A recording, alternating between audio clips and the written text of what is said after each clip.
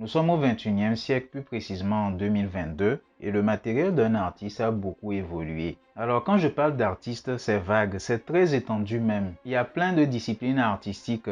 Il y en a qui existaient bien avant et d'autres qui se sont ajoutées avec le temps, avec l'évolution de la technologie. Donc je vais réduire le champ, je vais restreindre tout ça et je vais me concentrer sur la discipline artistique que moi-même j'applique, le dessin. Et qui dit dessin dit peinture. Et qui dit dessin toujours dit animation. Au fait, c'est la base de tout, même en ce qui concerne la 3D. Donc, s'il y a quelque chose à retenir pour cette vidéo, je vais parler du matériel qu'un dessinateur a besoin en ce 21e siècle-là pour pouvoir évoluer professionnellement.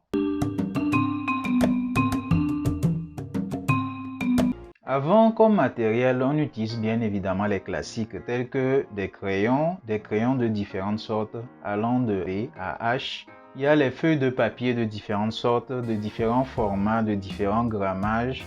Pour ceux qui mettent les couleurs, il y a les crayons de couleur bien évidemment, c'est la base. Il y a les différentes sortes de peintures, aquarelle, acrylique, les peintures à huile. Donc bref, ça c'est le matériel classique. Il suffit que vous fassiez une simple recherche sur internet, vous allez trouver, ou soit c'est appris dans les différentes écoles d'art et tout ça. Maintenant, je vais me focaliser plus précisément sur ce qui se passe maintenant. Comment est-ce qu'un artiste actuellement doit penser, doit évoluer avec les différents matériels qui existent, avec l'évolution de la technologie. Maintenant, de façon logique, je vais tout ramener à moi par rapport à ce que je fais de façon plus précise. C'est-à-dire les trucs annexes tels que la 3D, animation 3D, modélisation 3D, animation 2D. En ce qui concerne le hardware, la base c'est d'avoir un ordinateur. Ça peut être un ordinateur portable, les laptops ou un ordinateur de bureau, c'est comme vous voulez. Mais ce qu'il faut comprendre, c'est qu'il faut un minimum de puissance. Il faut certaines caractéristiques précises. Parce que ces ordinateurs-là doivent pouvoir gérer des logiciels que vous aurez à utiliser et que ça puisse tenir sur le long terme. Donc en matière de caractéristiques des ordinateurs, de base, ce que vous devez vérifier, c'est le processeur. Il y a les processeurs Intel et AMD. Il y en a beaucoup plus, mais c'est les plus connus. Et en matière de grand public, c'est ce qu'on voit. Chez Intel, il faut minimum un Core i5 en matière de processeur. Minimum. L'idéal serait un Core i7. Et même quand vous choisissez ce corps-là, il faudrait que ce soit une génération assez élevée. Actuellement, ils sont à la 12e génération, je pense. Donc, plus la génération est élevée, plus c'est intéressant. Chez AMD, il y a les processeurs AMD Ryzen 5, c'est le minimum. Le 7, ce serait mieux. Et vous devez vérifier aussi le nombre de corps, c'est-à-dire le nombre de cœurs de processeur. Le minimum que vous devrez voir, c'est que ce soit à peu près 3 cœurs, 3-4 cœurs, ça devrait aller pour un début. Pour la RAM, il faudrait minimum 8 Go de RAM. L'idéal serait d'aller jusqu'à 16 Go, 32 Go pour ceux qui ont beaucoup plus de moyens. Pour les processeurs, il y a les histoires de cache aussi. Bon, ça c'est un peu plus technique, mais plus il y a de cache et plus c'est intéressant. Maintenant, parlons d'un truc qui est important, très important même, c'est-à-dire la carte graphique. Donc, il vous faut une carte graphique assez puissante, que ce soit chez AMD ou chez Nvidia, que ce soit chez AMD. Ils font des bons processeurs. Ils sont aussi doués pour faire des bonnes cartes graphiques, notamment les AMD Radeon. Les Radeon RX sont les plus puissantes actuellement. Et il y a aussi les Nvidia. Actuellement, les Nvidia les plus puissantes, ce sont les RTX. Mais les plus accessibles, je peux dire en matière de prix, ce sont les GeoForce GT, GTX. Quand vous voyez les termes GT, GTX, plus le chiffre est élevé et plus c'est intéressant.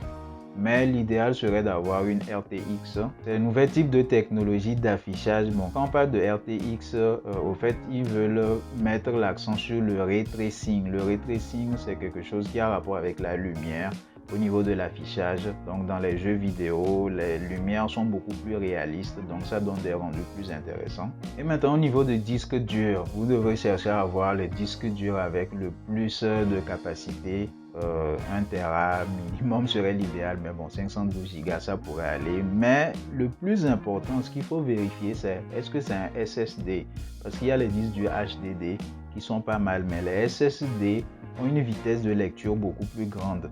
Donc couplé avec le processeur, la carte graphique et la RAM, ça donne des résultats plus intéressants, surtout quand on utilise certains logiciels qui sont assez gourmands en énergie. Maintenant, ce qui concerne le type de PC, c'est à vous de voir. Un PC bureau, si vous avez l'habitude de travailler à domicile et que vous ne bougez pas trop. Un laptop pour ceux qui bougent un peu plus.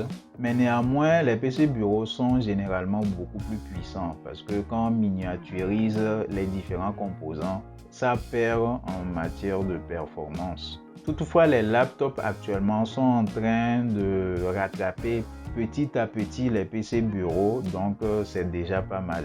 Maintenant, si vous êtes un peu attentif, surtout pour ceux qui s'y connaissent un minimum, vous allez remarquer que ce sont les caractéristiques d'un PC gamer que je viens de donner comme ça. Donc, ce sont des PC qui sont taillés pour le jeu vidéo. Généralement, quand un PC est taillé pour le jeu vidéo c'est quelque chose qui demande le plus en matière de ressources pour un PC. Donc, si vous voulez l'utiliser pour autre chose qui demande aussi des ressources, des logiciels surtout, qui ont rapport avec le graphisme, c'est les plus intéressants. Maintenant, il y a ceux qui sont adeptes des Mac. Bon, maintenant, le truc avec Mac, ça dépend de ce que vous voulez faire. Si vous voulez juste vous arrêter au dessin, au montage photo ou à quelques trucs, ça va, vous pouvez y aller. Mais si vous voulez faire de la 3D, de l'animation 3D, quelque chose qui demande beaucoup plus en graphisme, les effets spéciaux, etc. Donc, c'est quelque chose que je ne vous conseille pas. Les Macs sont bien, mais vous allez dépenser beaucoup pour avoir quelque chose qui se rapproche un minimum de ce qu'il y a chez la concurrence. C'est ça leur problème, au fait.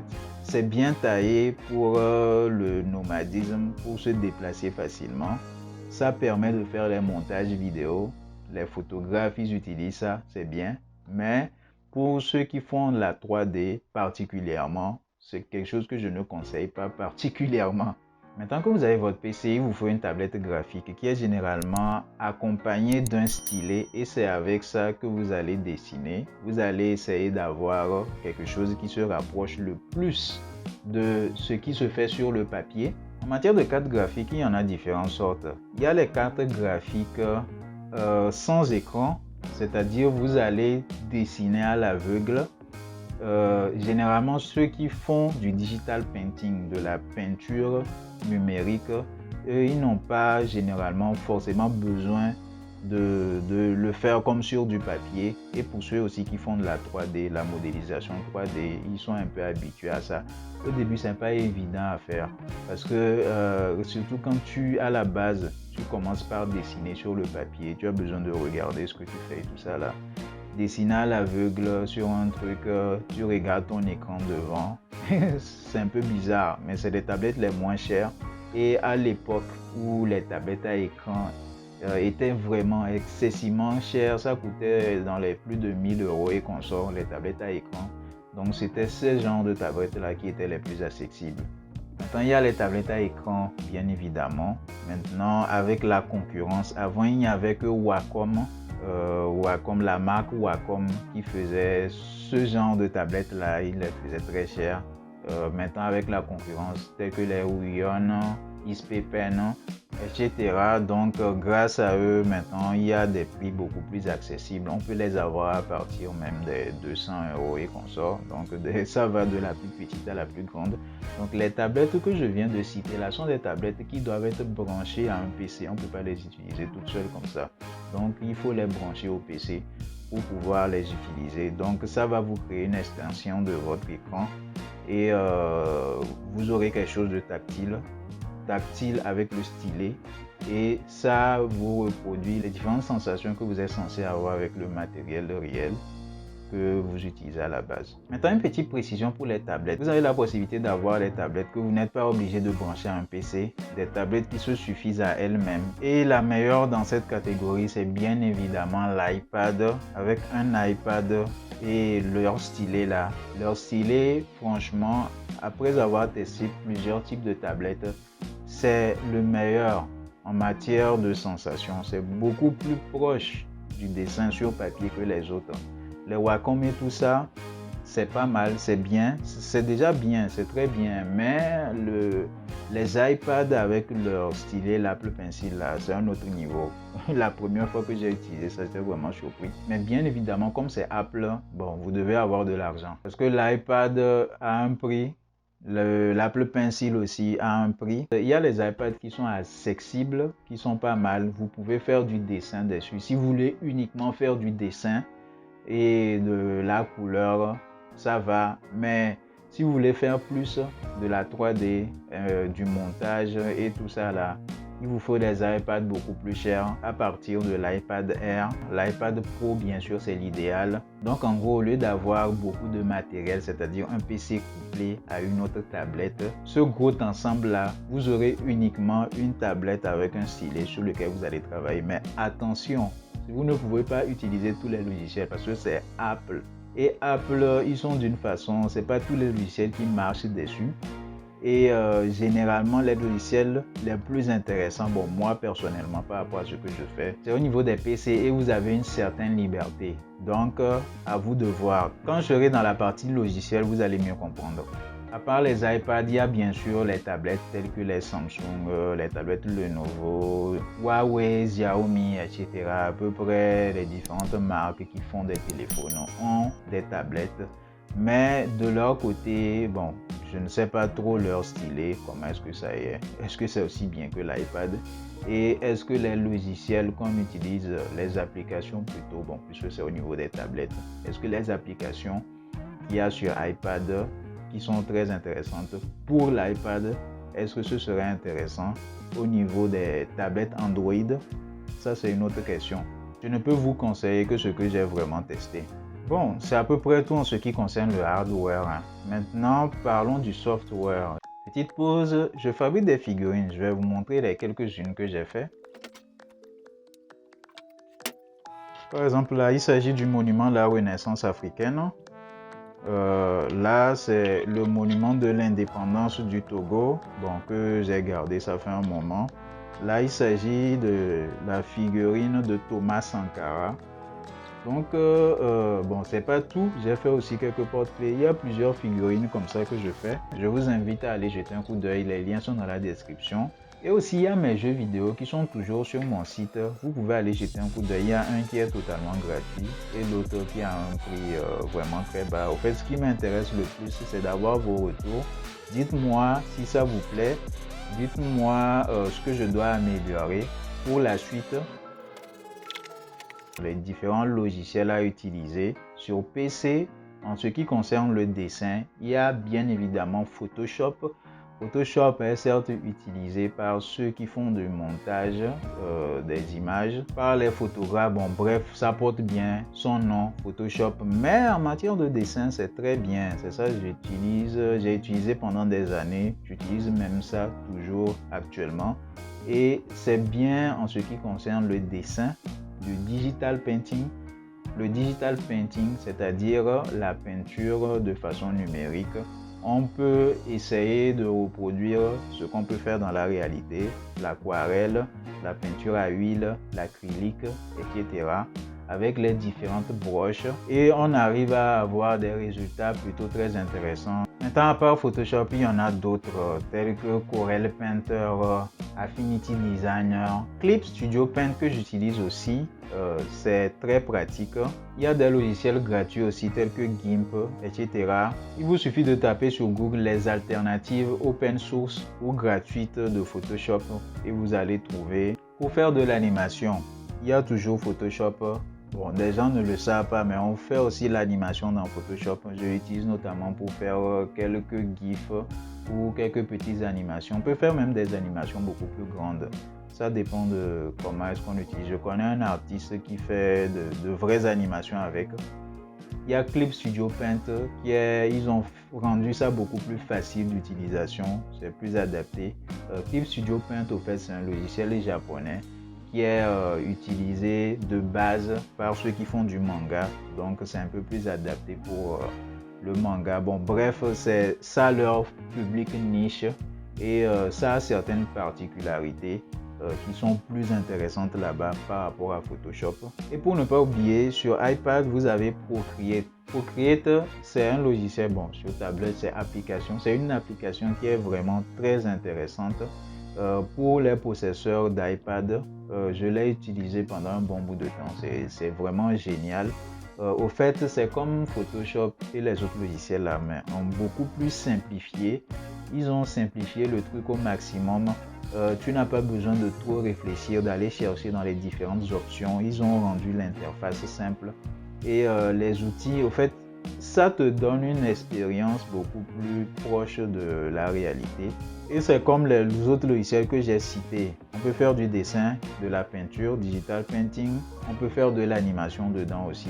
Il y a même une mise à jour récente qui permet de faire de la 3D. Bon, pas faire de la 3D, qui permet de mettre de la texture sur des éléments en 3D, mettre des couleurs, ce genre de choses. Il y a aussi d'autres applications sur iPad qui sont très intéressantes. Bon, je vais commencer là-bas et enchaîner avec les applications sur PC. Sur iPad pour la 3D, on a Nomad Sculpt et Forger.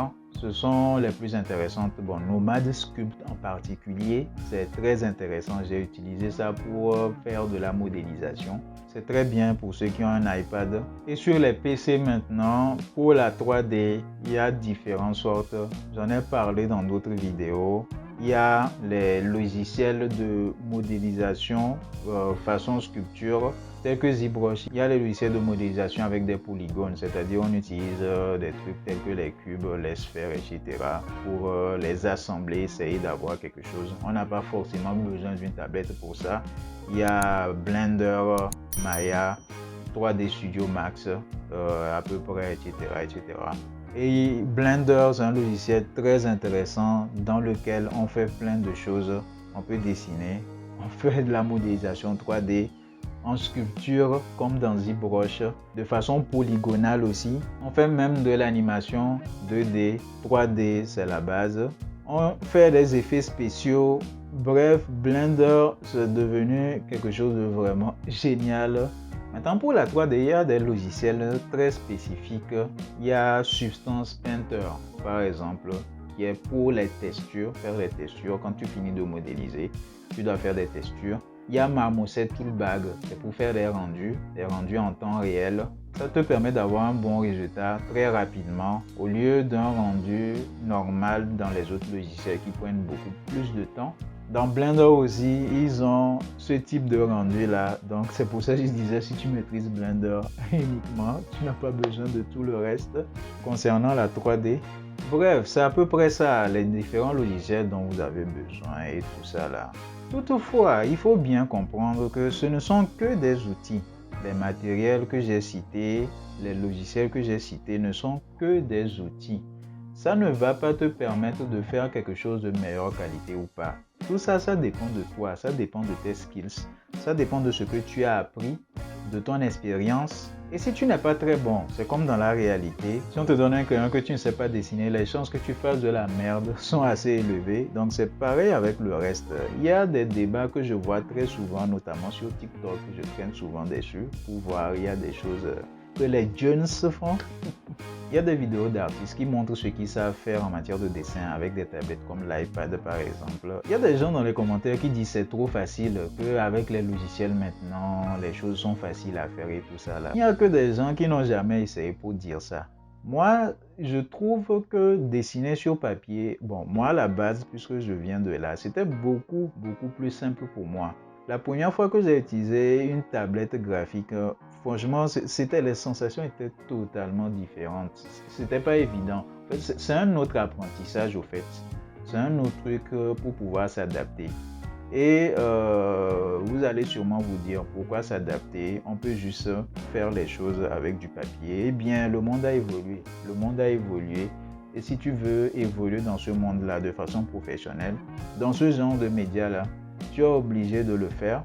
Moi, à la base, ce que j'affectionne, c'est le dessin traditionnel et la peinture, les trucs, tout ce qu'il y a de traditionnel. Mais la force des choses a fait que j'ai dû apprendre d'autres choses jusqu'à la 3D. Maintenant, je fais la 3D J'ai même fait l'animation et tout ça en 3D. Donc en gros, c'est ça, bon, professionnellement par. Et heureusement aussi que j'ai appris tout ça parce que ça m'a fait évoluer, ça m'a fait découvrir de nouveaux potentiels en moi.